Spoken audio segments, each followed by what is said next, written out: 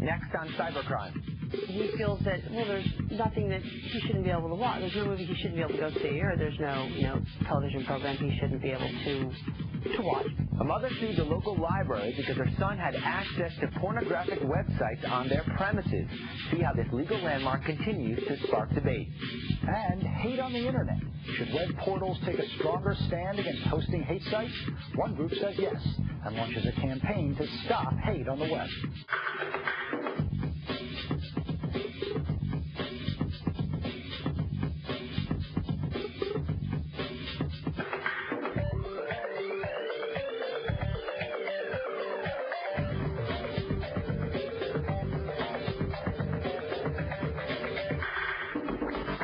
CyberCrime is brought to you by Symantec. Hi, welcome to the show. This week, Sega sues Yahoo for software piracy. Author Stephen King faces off with hackers, and the families victimized by net predators speak out on Capitol Hill.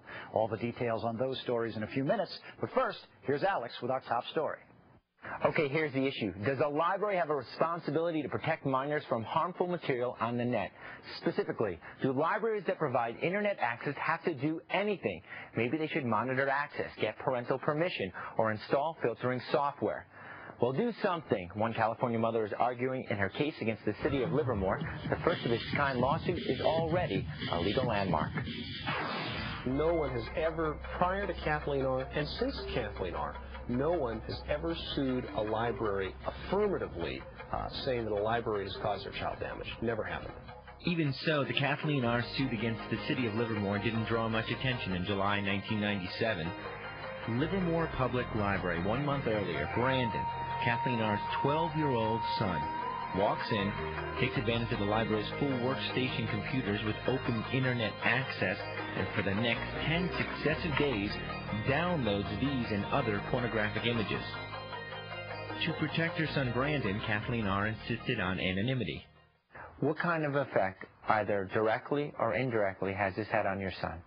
He became obsessed with pornography. Since then, he feels that, well, there's nothing that he shouldn't be able to watch. There's no movie he shouldn't be able to go see, or there's no, television program he shouldn't be able to watch because, he's seen it before.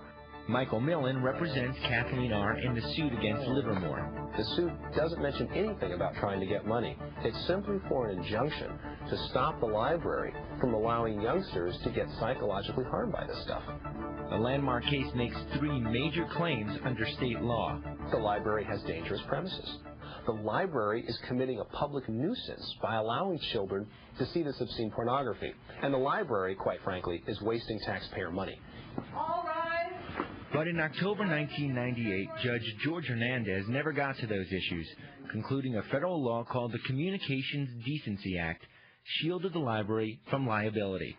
The parties did find themselves back in court in January 1999 when the plaintiffs amended the complaint to include a constitutional challenge. There is no constitutional duty to protect against the information that comes over the library's computer terminals, and the plaintiff and her son don't have a constitutional right to a safe internet. In this case, you've got librarians, according to policy, installing devices that put out material that harms children. For that reason, it rises to the level of outrageous, shocking the conscience of the court, and I would suggest the library should be held to answer. Again, the court dismissed the case, but now the local lawsuit was gaining national attention. Not only should you be at the library with your child, but they're suggesting that you're sitting at your child's shoulder. It's very unrealistic expectations. Children are protected from pornography in every other avenue in the state of California, except the public library. The policy was adopted in 1997 after a rather extensive public hearing process, and the library board took a lot of time and had quite a bit of discussion as far as all these competing interests are involved. You won't find the type of material Brandon downloaded from the web on library shelves. That's a decision made by libraries. Libraries make that decision every day. But does the internet change that analysis? Should a library that provides internet access available to minors have a responsibility to filter or block internet content? I mean, we have blocking at my computer at home, so I think they should have it here for little kids that come. I think it might be a good idea to have a special computer maybe for the younger ones that does have restrictions. First of all, filtering is a one-size-fits-all solution. So you've got the government deciding what kids can see and what they can't. It deprives parents of the ability to make a decision about what's right for their children. We don't want the government deciding what our children can and cannot see. Since the lawsuit was filed in 1997, the debate has picked up steam. Over the past 2 years, Congress has considered more than a half dozen filtering bills. Most are still pending. In 1999, states considered more than a dozen similar bills. 2 states passing library filtering legislation, those being South Dakota and Arizona. And this year, many voters considered the issue at the polls. Meanwhile, the Kathleen R. suit is not over, and the case is now before a state appellate court. We're trying to keep our kids safe. And to me, everybody that's against this, they're anti-child. So, Alex, one of the critical issues here is how filtering software should be used. What's the American Library Association's position on all that? The American Library Association is against filters. It's simply that. You can find that information at ALA.org. There's plenty of information out there. But essentially, they don't want this information. When it comes to schools, they believe that the filtering technology really isn't up to snuff. The plaintiff in this case, Kathleen R., actually isn't even arguing that filters are the right answer here. Right. Filtering is one option. The other option, of course, is parental permission. So there's a card filed with the library, and then when the minor comes in, they check in. If they're fine with the card, they can go to the library computer that has internet access and be fine. So essentially, this case is on appeal, and we'll continue to follow it. Oral arguments are expected in the next few months. But you must have an opinion about the library's responsibility when it comes to internet access. Tell us in our online poll. Maybe you think library filters are a mistake and say A, no filters. Or B, filtering software should be installed on computers designated for minors. Kathleen R. wants the library to get parental consent before minors use open internet access. That's C. Or D, maybe you think the librarians should individually monitor internet use by minors. Vote on cybercrime.com and be sure to post your opinions on our new bulletin board. And while at our website, be sure to check out our security scanner. Just click on the icon to get a scan of your computer for the top 5 computer viruses like Pretty Park, ExploreZip, and CIH. You can also check to make sure you're running an updated antivirus program. Be sure to post your results. They'll remain anonymous. And a little later in the show, we'll tell you what information we've collected from others who've used the scanner. Still ahead on Cybercrime. The internet is a pedophile's playhouse, and we need to do something about it. Victims' families testify on Capitol Hill as the Senate gets ready to consider the Internet Security Act. Stay with us.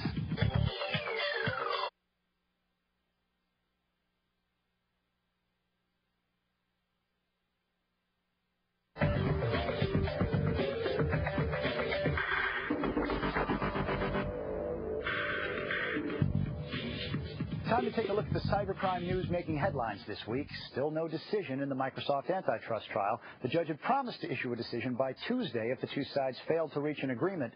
There was no deal, but no ruling came down either. In the 11th hour, Judge Thomas Penfield Jackson agreed to another delay. Consumer advocates say this could be a good sign. So from our point of view, it's a positive indication in that it says the judge is really going to uphold the antitrust laws. And we think that's very important for high technology industries as a general proposition. On the other hand, a settlement that really doesn't create competition will not be in the public's interest. So where do things stand now? The latest word from Washington. If a settlement isn't reached among Microsoft, the DOJ, and the 19 states involved in the suit, Judge Jackson could make his ruling next Friday, April 7th. Electronic Arts, Nintendo, and Sega have all filed suit against Yahoo. They're seeking an injunction to halt the sale of counterfeit games on Yahoo's auction site.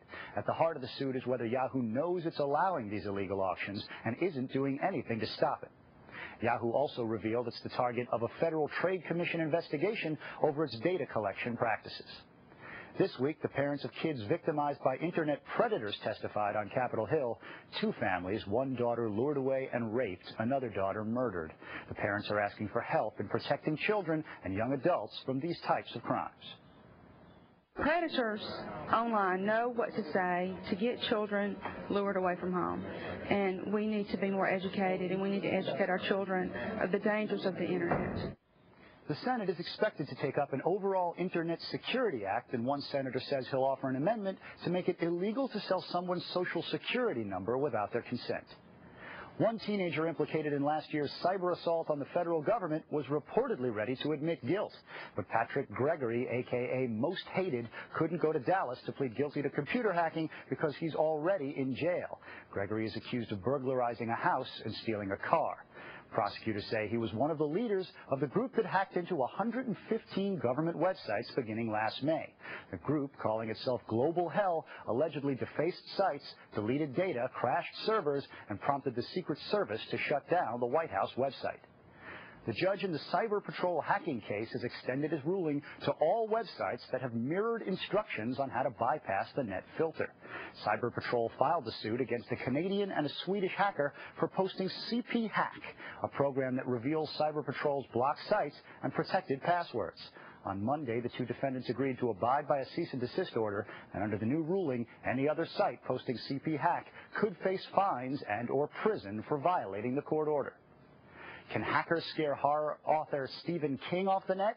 E-publishers say hackers cracked the encryption key for the PDF version of King's novel, Riding the Bullet, and they're distributing it online for free.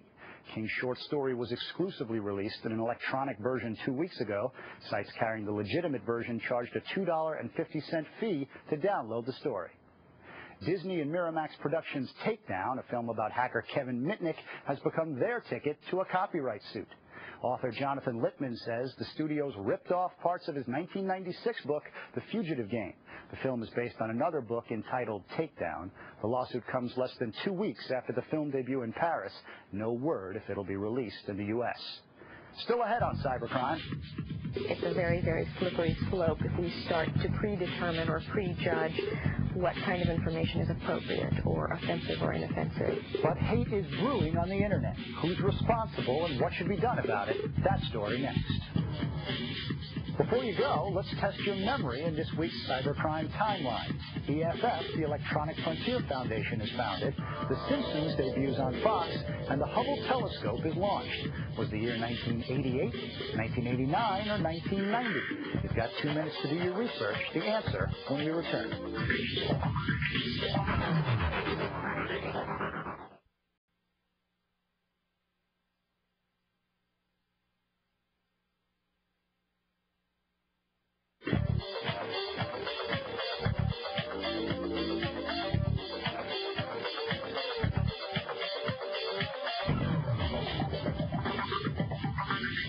Did you get the timeline right? EFF is founded, The Simpsons debut, and the Hubble telescope is launched. It all happened in 1990. Jumping ahead to 1995, that's the year the first neo-Nazi website appeared. By 1998, there were more than 160 active websites promoting racial hatred. And today, the Anti-Defamation League says there are more than 500 hate sites. But what can be done to stop the spread of hate on the web? CyberCrime investigates the fine line between free speech and Internet hate. You can spend hours and days on the computer going from one hate site to the next.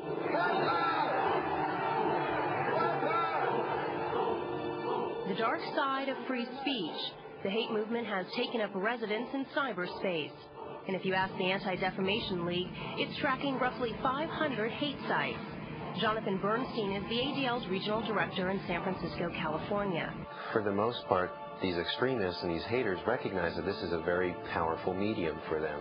In the past, they had to go down to the copy shop and mimeograph or Xerox off all these flyers and then go to a parking lot and stick these things on people's windshields. Well, now they can sit back out of harm's way, remain relatively anonymous, and with almost no expense at all, get their message out to hundreds of thousands of people.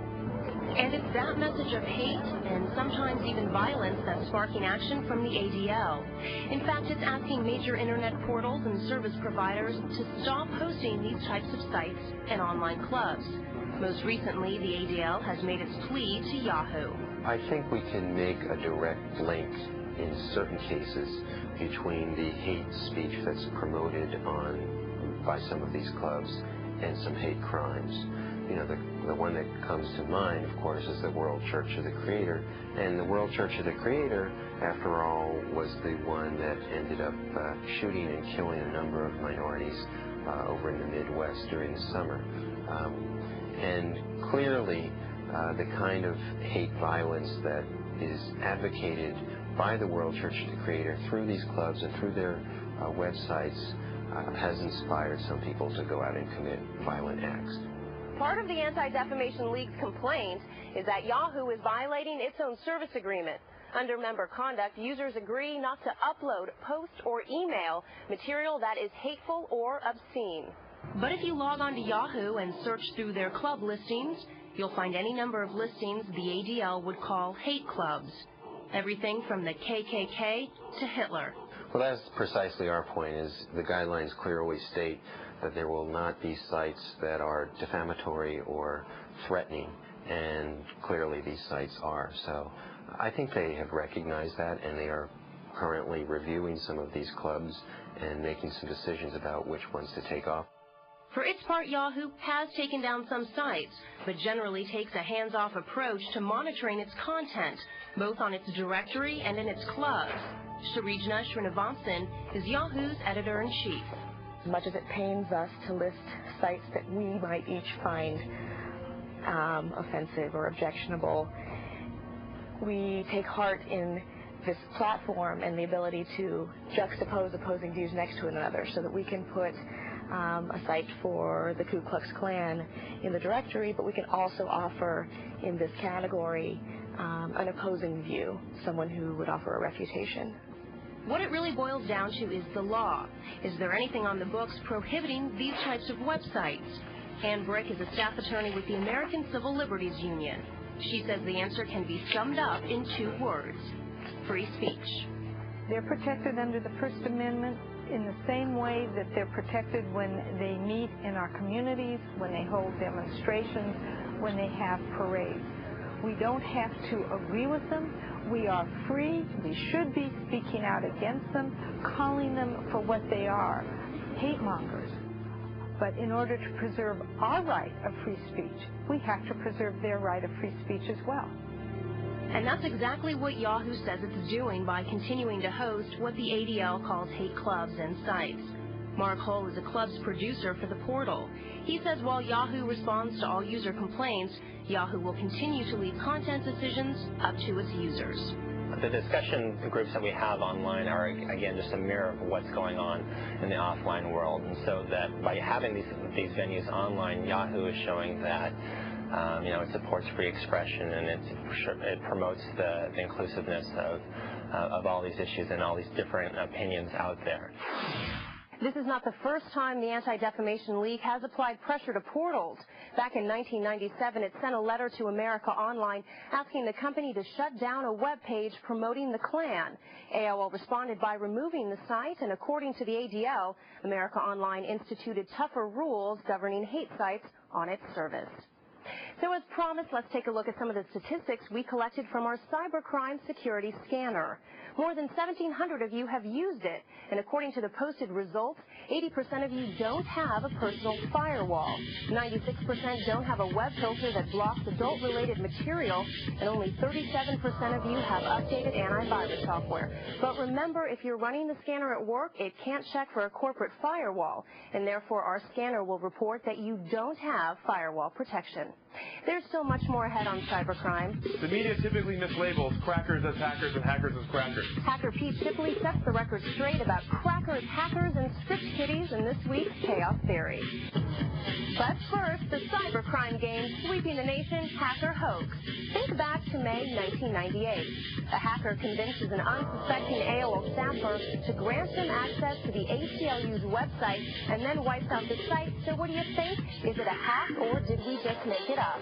Rack your brain, ask your friends. We'll have the answer for you in 3 minutes.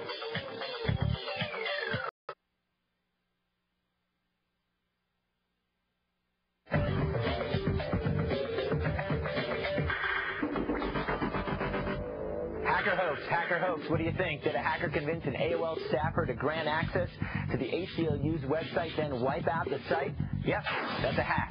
The hacker Fat Endo took credit for the hack in what's called social engineering. Fat Endo convinced an AOL rep that he was an ACLU staff member who had publishing privileges on the ACLU site. So what exactly is a hacker? Are all hackers criminals, or maybe those are crackers, criminal hackers? Well, I'll tell you from experience, if you ask 10 different people, you get 10 different answers. Pete Shipley is proud to call himself a hacker, and he's been in the computer security consulting business for more than 12 years. What is a hacker?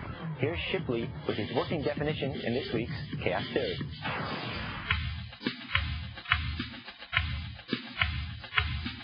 What is a hacker? A hacker is someone who pursues technology. A hacker has nothing to do with computers.